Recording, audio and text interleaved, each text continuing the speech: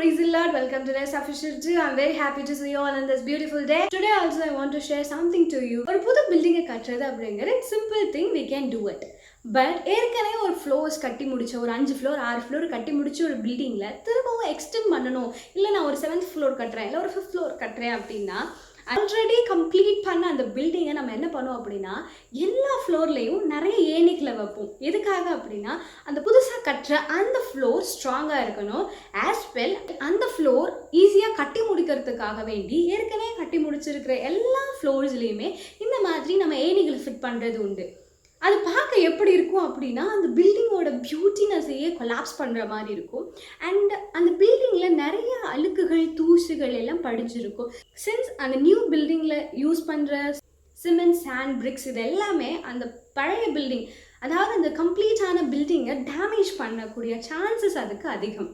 ஆனால் அந்த நியூ ஃப்ளோரை கட்டி முடிச்சதுக்கப்புறம் எல்லா ஃப்ளோர்லேயும் இருக்கிற அந்த ஏணிகளெல்லாம் எடுத்ததுக்கப்புறம் அந்த ரினோவேஷனை ஸ்டார்ட் பண்ணுவோம். லைக் பெயிண்டிங் அடிப்போம், பட்டி பார்ப்போம், ஒரு ஃபினிஷிங்கை கொடுக்க ட்ரை பண்ணுவோம். அந்த ஃபினிஷிங் எல்லாம் முடித்த பின்னாடி அந்த பில்டிங் ஏற்கனவே இருந்ததை விட இன்னும் பியூட்டிஃபுல்லாக இருக்கும்.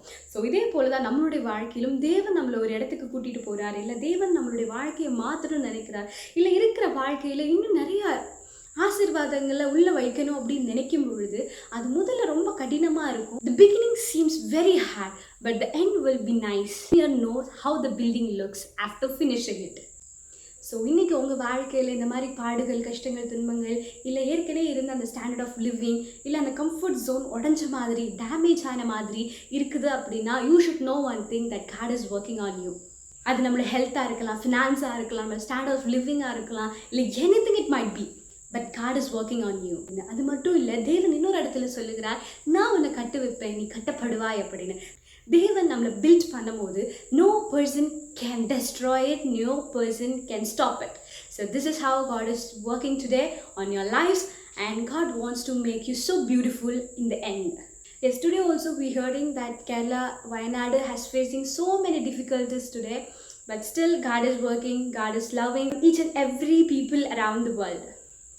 And everyone is belongs to him. So let's pray for each and every soul that lost and also that not to be lost. Hope you all enjoy the video. See you next video. Until bye, this is your Sam Karishma.